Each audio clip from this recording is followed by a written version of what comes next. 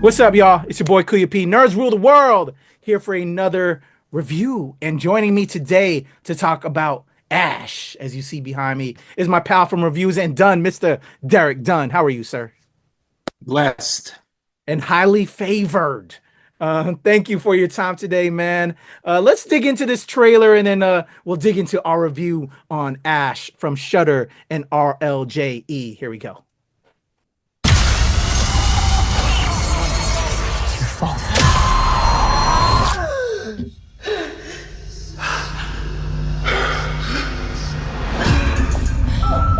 Abnormal activity.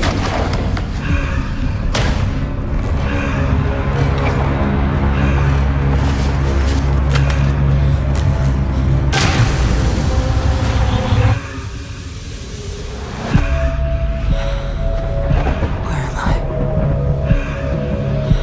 Who am I?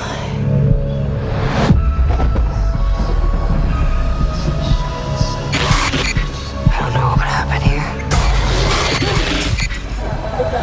But when I woke up, there is no one left. Movement at exterior airlock. Who are you? It's me. It's only a distress call. What do you remember? Just moments. We need answers. Try to stay calm. Something is not adding up. Listen to me. You and I, we have a purpose. Do you understand this? What are you not telling me? What's happening? Unusual life form detected.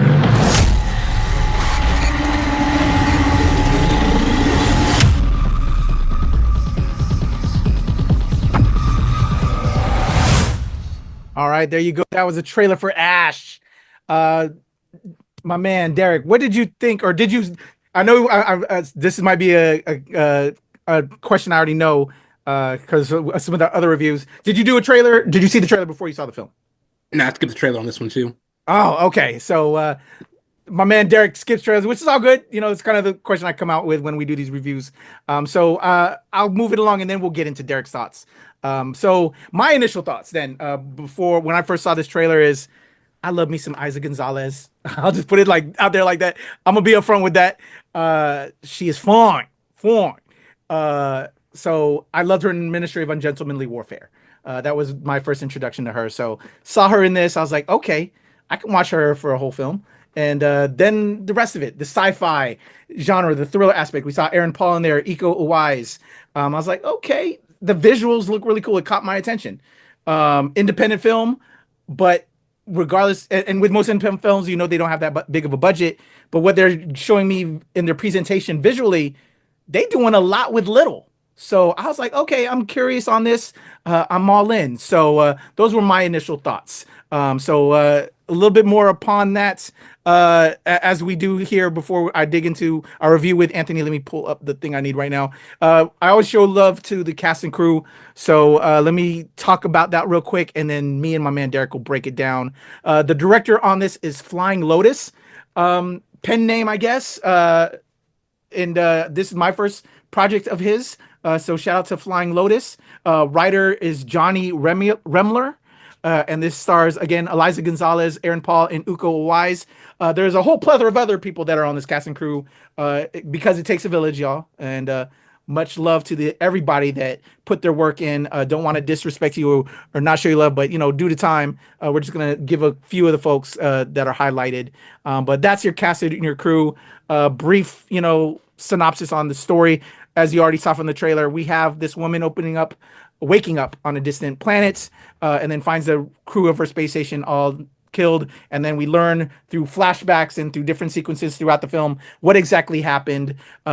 Basically, you know, sci-fi, they're Earth or, you know, this planet trying to find other things to find another living place for us to then, you know, move the population and civilization. Because, as you know, if you're living here on Earth, we're destroying our world. So this is kind of like future casting, or if we do or should be careful or should learn to do to keep our world better, so that way we're not doing shit like this. But we're living in the U.S. right now, and we're doing a lot of bad things. Anyway, let me not throw too much social commentary on that. I don't know if Derek wants to hear that, me complaining about what's going on in the world right now. But yeah, a sci-fi thriller horror by Flying Lotus, and yeah. So let me throw it to you, Derek. I'm talking too much. That's your cast, your crew, a brief synopsis on the story. What were your thoughts on this film, on its overall story and its cast? All right, so Ash is going to be a mixed bag, I think, for a lot of people. As you and I were talking at another screen just off the record, like, right now I think it's still in the high 80s at RT. So it kind of took me a while to get what he was going for, but once the reveal happens, and I was thinking back on stuff earlier in the film, like, oh, it makes a lot of sense. And I saw it on Wednesday at AMC. They had the Q&A after the film, and basically hearing the director talk with Aaron and Miss Gonzalez. I think this is one of those films to where he had an idea and he wanted to pay homage to video games that he likes, movies that he grew up on, and as you alluded to, he did less with more, and the budget does show that. But as you and I were also talking about, I think that he got a little bit too ambitious for his own good, which is there's nothing wrong with that, because you can tell this is like definitely a Flying Lotus project, without even if it's his first project. But there's just certain things that if you're into horror and you're into video games, you're gonna see what the influences were. And he even said in the Q&A, he's like, oh well, I was going for this, and I'm like, you know what? That's too much like Alien, or I want to do this, but that's too much like Event Horizon, or I want to do this, that's too much like Dead Space. So the influencers are there, and I think he was trying to avoid straight out copying, and it got lost in the sauce. And as I told you, my biggest problem with this film was my man Iko being wasted, and it's only because Iko kicks ass. It's just what he does. And like the one little scene in there that he had where he does some martial arts stuff, it's like, it's so basic and we know what he can do. So they're probably like, look, Iko, man, here's a gift card. Just do a kick and do a throw on somebody, and we'll give you a gift card, because we didn't pay you to fight. But he just seems so bored, not bored, but just so out of place in the film. And honestly, you could have took him out of the entire movie and made the Samoan cat who played her love interest, I forget his name. He could have been the captain, and you would have had the exact same film without Iko being in there. But I mean, as far as like, the horror aspect, the spookiness, and the director mentioned during the Q&A, he said it's one of those movies where I made it that way to purposely have audiences go back and watch it again and again and again. So you'll pick up on little Easter eggs of what I was actually going for. Because, when the reveal happened, you find out what's actually going on. I'm like, I did not see that coming at all. Like, how he pulled it off. I thought it was going to be something else that was going to happen, but, it went somewhere totally different. And looking back, like, it makes a lot of sense that this happened this way. Yeah. This, like I said, when I first saw the trailer, I'm like, okay, I'm vibing with it. And then when I looked more into it, like a very mixed cast, which I love. POCs were representing the director. Not only, he's in the film as Davis, shout out to Flying Lotus. But just, that representation there is, I'm always a sucker for representation, because I think we need to have more of our stories. We exist in sci-fi, you know what I'm saying? Instead of just being, one or two piece features here and there, we need to have our own stories in this. So I love that Flying Lotus helped give us that. Again, I saw this film for Eiza González. I'm not gonna lie. She's amazing. It carried me through, but I wish the story was a little tighter in different respects, because I did get bored in certain respects because of the flow of the story in between the flashbacks and present time and all of that. I agree with you completely, Derek, that Iko could have been anybody. It was kind of a waste. He's an amazing fighter and actor that we love, from the Raid. But yeah, I echo all your thoughts. I just needed the script to be tighter. But overall, though, with it being an independent film, what still grabbed me, and what I really truly like about this film is they pulled off a dope sci-fi visual film, Yeah. inspiring film. The colors, the costuming, the eventual creature and things that happen towards the end. I'm trying to be careful for spoiling. On a limited budget, and I, as a filmmaker, gotta give them props. Um, so we got a beautiful looking film. We got a POCs in their cast representing both behind the camera and in front of the camera. And to me, that's a fucking win, bro. I didn't love this film, but I didn't hate this film. I'm in the in between. I like it, and I just wish it could have been tighter. Storyline, because again, there's dead moments, but then there were some high moments. The ending really brought it up to the edge of me really liking the film, because I was like, oh, I like that they did that in some of the special effects, again, that they were able to pull off on a limited budget, and then some of the character things that they did with practical effects as well as CGI. It pulled it off to the end, but yeah, those are my real thoughts on this film. I'm gonna recommend it for its creativity and for what you can do with a limited budget, and what it showed. But yeah, there's some apprehensions there, but overall, I'm vibing with it. How about you, Derek? Any more thoughts on it, man?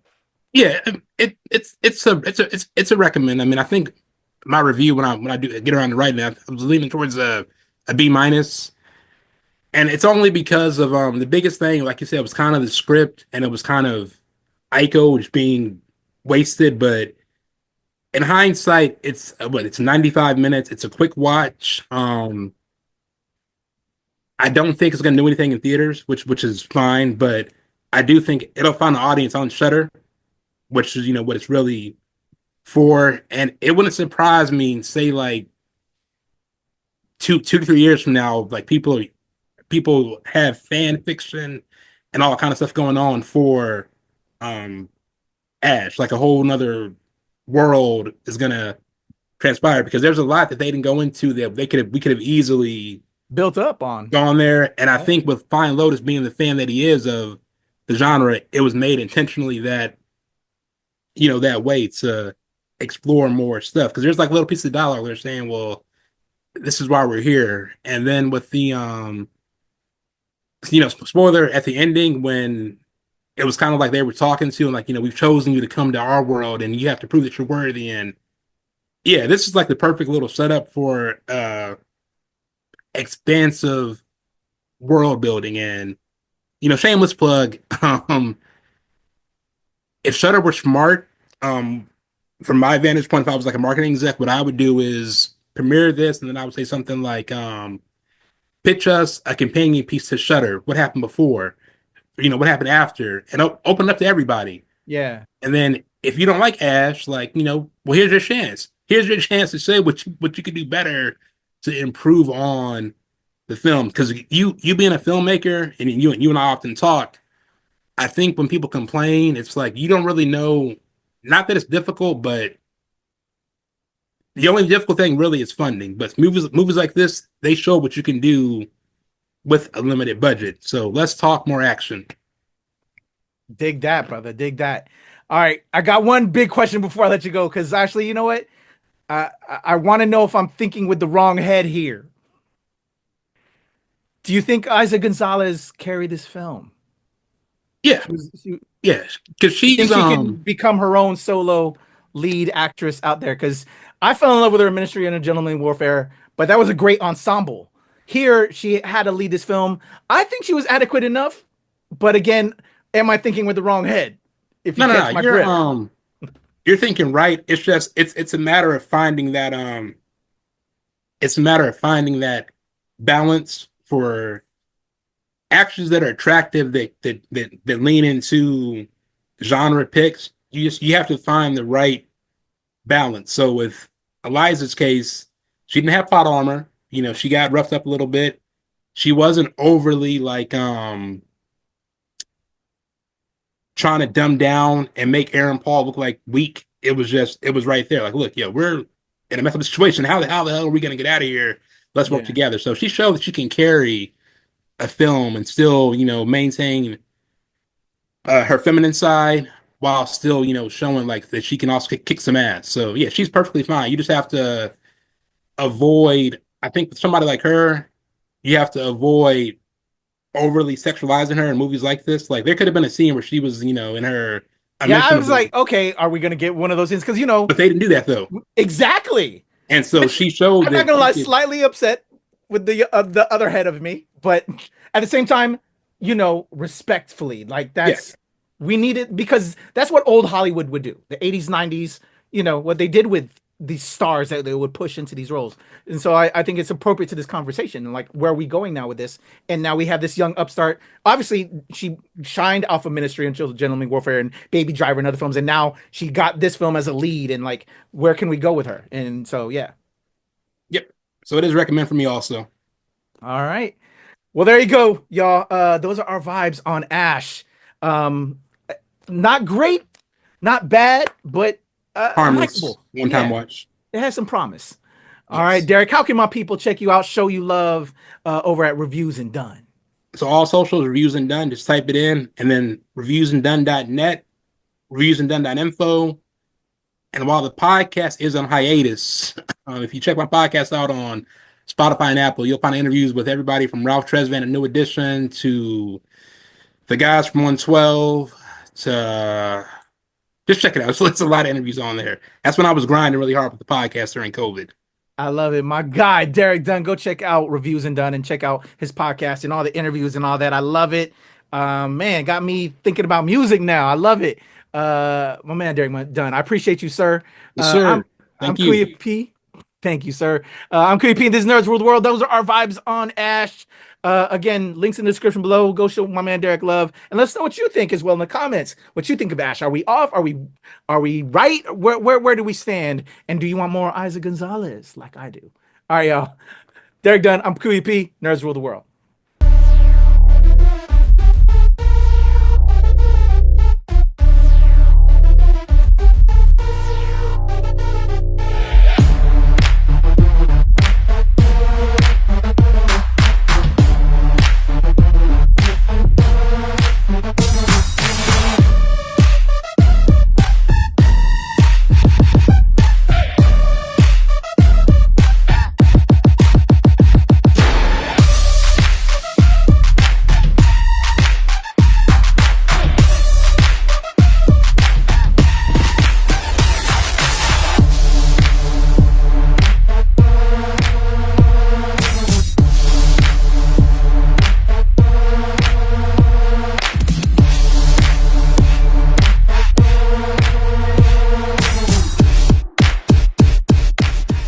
Nerds rule the world.